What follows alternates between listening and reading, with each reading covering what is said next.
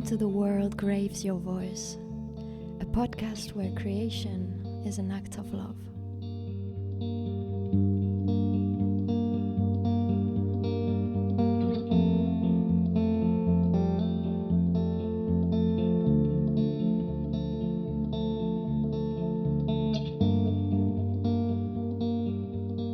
I'm Mary Lisa, musician, multidisciplinary artist, and I hold one truth close. Art isn't not just a practice, it's a language, the language of the soul. Here we explore what emerges when we dare to create without permission. No rule, no judgment, just the simple truth. The world graves your voice. So get comfortable and let's begin.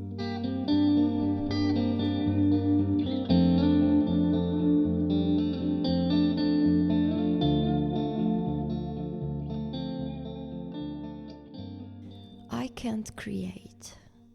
This phrase, I hear it so often, like a heavy confession, a door believed to be locked forever. I know well that creation is not a path meant for everyone. Some walk it freely, others never give it a thought, and that's perfectly fine.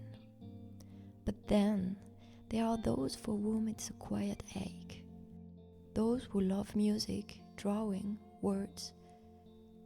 Yet when it comes to drawing from within, they find themselves before an invisible wall. I can reproduce, interpret, follow instructions, but create from nothing? It's like reaching into the fog.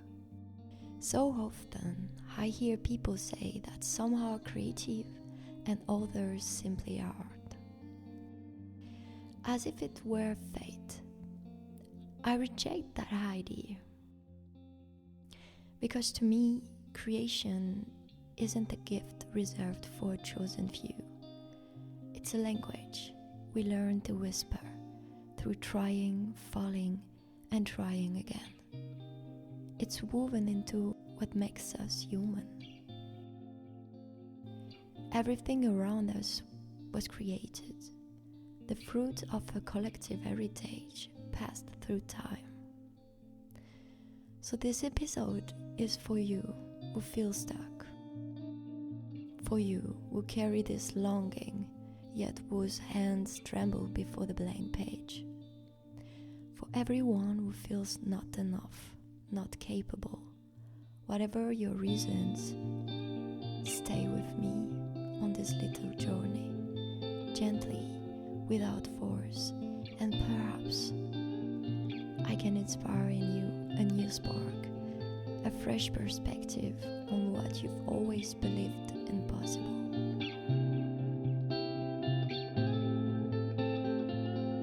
I'm not an expert in any field. I've studied architecture, eco-friendly construction, learned timber framing, wood carving.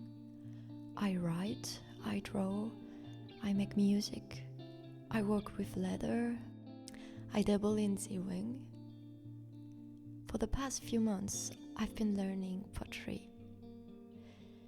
And some people ask me how I manage to be skilled in all these different disciplines.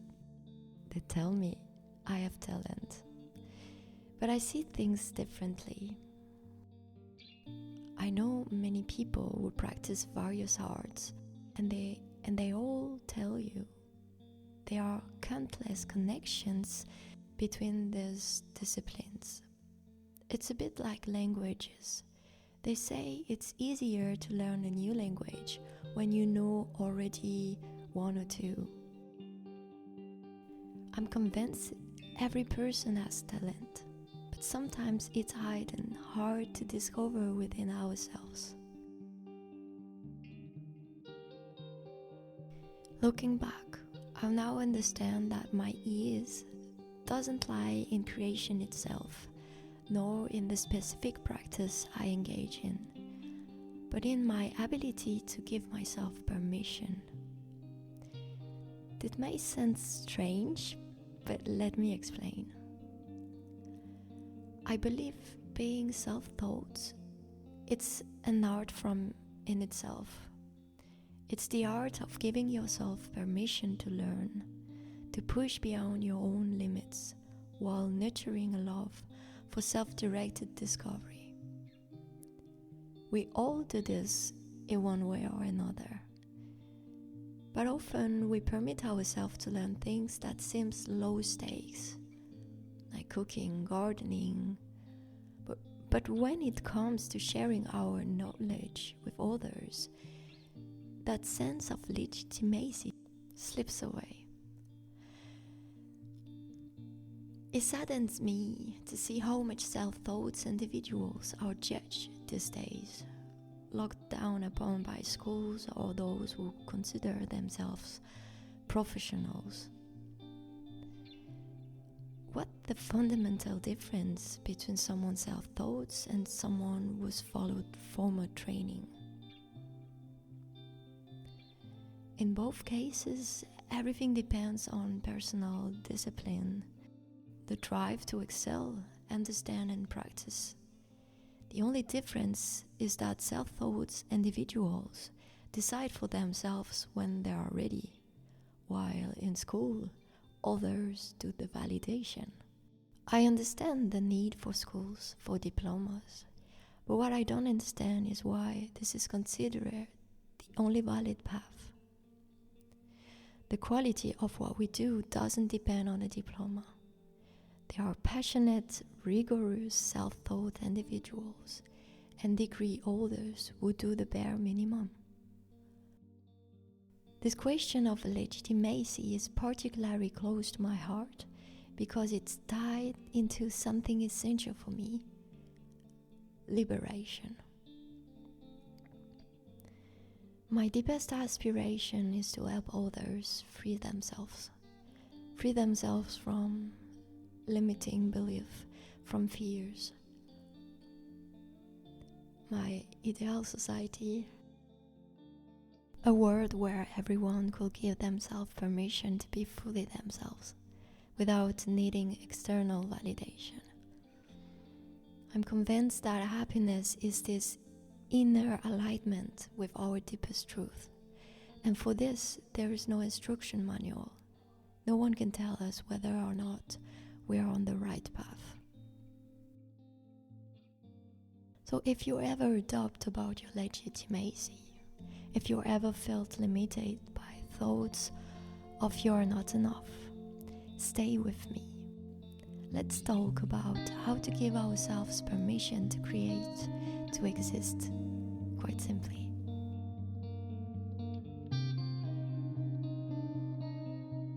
We are not taught to create. This truth feels essential to me. Yet in creation, our ability to be autonomous and self-referential is crucial. Not necessarily to produce something original, but simply to permit ourselves to create at all. Our society doesn't encourage independent thoughts or creation, and yet this need, this desire seems almost innate to humans. Not for everyone, certainly, but for so many of us, creating is deeply nourishing.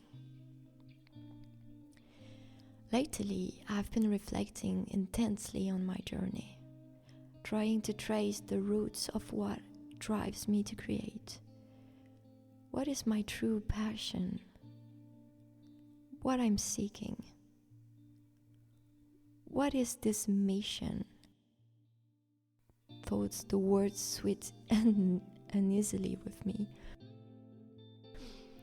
But with time, I've realized it's not heart itself that moves me, nor any specific practice, which is why I've never specialized.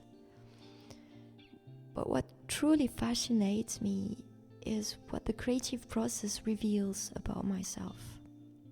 To me, art is an extraordinary medium for the self-discovery. Formal education is secondary. An architect doesn't become an architect upon receiving a diploma. That paper is merely permission to begin a lifelong process of becoming. In pottery, you may learn techniques, but no one can teach you your personal style, that choice of clay, those proportions, that unique signature. And where does this signature come from? That invisible mark that let us recognize an artist in their work. This, to me, is the heart of the creative process, translating our inner world through an artistic medium. And it's extraordinarily difficult for everyone. It demands time, constant self-questioning, a kind of love for what we are trying to express, and an infinite patience. So I understand completely those who feel incapable of creating. It all begins here. To feel capable of creating is to offer your inner world a way to speak through material form. It's having enough curiosity and self-trust to imagine that what you have to share may resonate with others. Often, it's through creating that we discover meaning. The creative act becomes therapeutic, a reconciliation with oneself, a form of self-love. These dimensions constantly intertwine. In the desire to create, I see an essential philosophy, what makes us profoundly human. Everyone will find their own interpretation. For me, it's a path toward love, of self, of others, of the world. That's why this vision matters so much to share for me. Creativity is my daily breath. Without it, I wouldn't know how to rise each morning. It's how I explore the world and myself, how I question life, how I fully inhabit this body, this mind, these thoughts, and unify them to make something that might, in its own way, serve others. I know my perspective is singular. Many artists won't share it, but I believe fiercely in its authentic power to help others embark in this journey of love and liberation. Why do I speak of love? There is an unease in every human being on this planet. Suffering is part of the great game of life.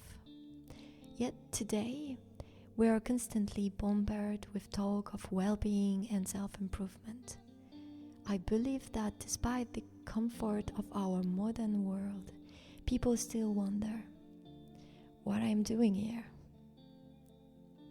We keep searching for meaning, answers, direction, because we need to understand. I've come to feel that each of our lives is, at its core, a quest for self-love. And that's not a surprise, given how little we truly know about what love is, and how many of us have grown up starved of it. We are still learning what it means to love, and our materialistic, individualistic society certainly won't guide us there. Yet here's the paradox. While we struggle to understand love, we all know, instinctively and deeply, when we are loved, when we are accepted, embraced. This innate intuition also makes us ache, because no upbringing is perfect. Most families, in fact, are flawed. We all carry our share of misunderstandings, injustice, shame, guilt. And it's in this small void, this limited self-image shaped by those who brought us into the world, that the belief I'm not worthy to create takes root. The fear of being incapable begins with a lack of love. Without that foundation, it's hard to believe in yourself, to feel deserving or legitimate. Don't assume that those who create effortlessly are free of this lack. Not at all. The difference lies in their models. Let me explain. True creation, pure from nothing, doesn't exist. We create from our models, our memories, what we have absorbed. My songs, they are a patchwork of my influences, filtered through my perspective, my tastes, remixed into something that feels original. But you're still hear echoes of what you already know. The same goes for the inspiration to create. Rarely does someone feel capable of creating if they've never seen those around them do it and give themselves permission to do it. So look no further. If you feel incapable, it's likely because no one close to you ever taught you the art of self-authorization. To create is simply the art of permit yourself. Permit yourself to express what's inside, to imagine yourself capable, to push beyond the limits of what you've been taught is for you or not.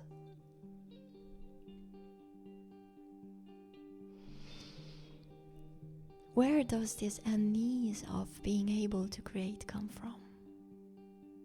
As I mentioned earlier, some people suffer from not being able to create, while others feel no distress about it at all. For those who feel this desire but don't know how to act on it, we must look deeper in an initial lack of love. Because fundamentally, this desire to create is intimately tied to a desire to express ourselves, to give voice to what lives inside us. In other words, creating means valuing our inner world and giving it form, whether material or not, so we can share it with others. So when you say, I don't know how to create, what you really admit is, I don't know how to identify what comes uniquely for me, how to give it value, and how to share it. There is a broken connection here, a disconnection. And this is absolutely not your fault. You were simply never taught how valuable what you carry inside truly is. Your vision, your inner world, your unique color, they matter. There are also this. The statement, I'm not capable of creating, is reductive, like so many of the phrases we repeat to ourselves. It flattens everything. It flattens everything. You could instead say, I've never learned how to create. And that would be completely different, because in that I can't, there is both a condemnation and a misunderstanding of what creating really is. At its core, creating is rather basic. Many people make it far more complicated than it needs to be.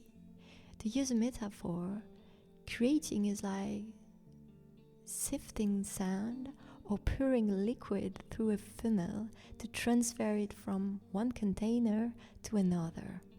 It's taking the memories and impression unique to you, mixing them and expressing an idea through a medium. The act itself isn't magical. What is magical is giving yourself permission to do it. I believe this illegitimacy, this persistent doubt about our right to exist and create, haunts every human being. I've never met anyone free from this uncertainty, no matter how outwardly successful they appear, because it's tied to the very core of our becoming. And that's why this subject fascinates me. To permit yourself to create is to permit yourself to follow who you truly are. But before you can do that, you must first ask, who am I really? What do I need? Not what I've been taught, not what I'm supposed to do, but what resonates with me. And I'm not talking about destiny or some grand mission. No lofty words needed. This can live in the smallest details of life.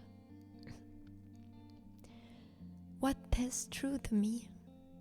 Others, family, friends, they to act a certain way. But does that way actually work for me? Giving yourself permission to ask this question is the first step. The next is acting in alignment, the hard part.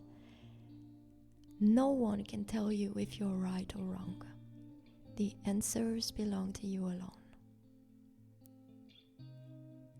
I call this liberation because I've come to believe we all arrive in this life perfectly positioned to feel at first completely misaligned with ourselves.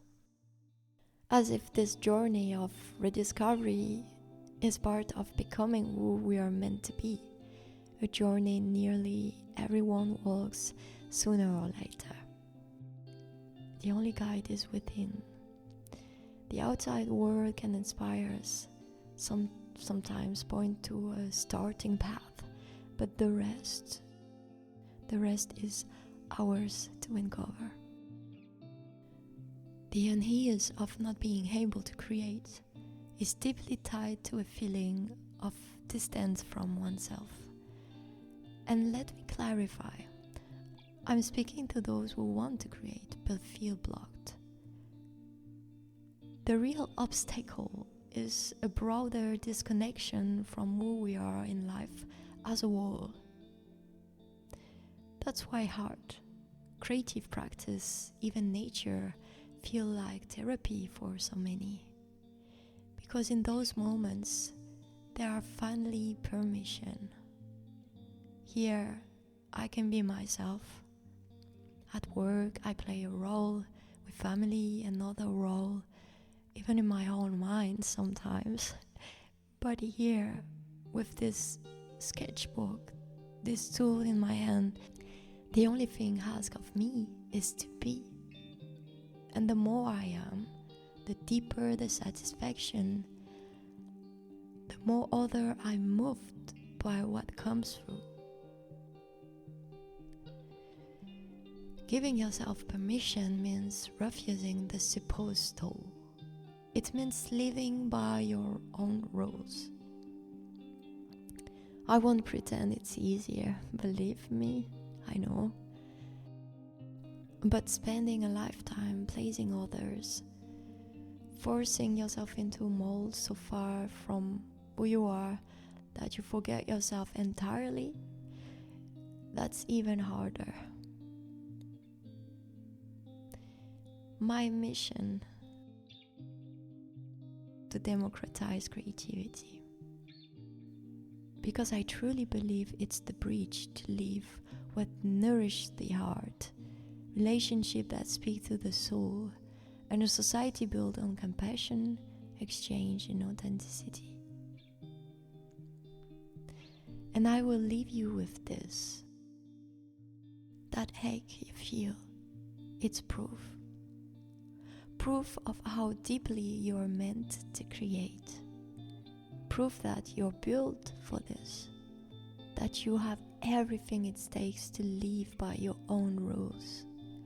If you follow this ache, if you listen to it, if instead of blaming yourself, you allow yourself to hear what it's truly saying, this pain will lead you to what's right for you.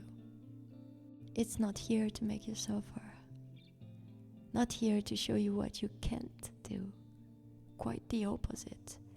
It's whispering, go, I'm suffocating, because you're so much bigger than this, because you long for more and you deserve it. And if it's hurt, that's precisely how you know you're capable.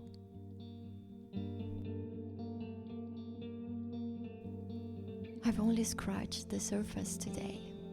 If it resonates with you, I invite you to click the link for the extended audio, where I will share concrete keys to start giving yourself permission, asking the right question, and dismantling those barriers that keep you from seeing your true creative potential.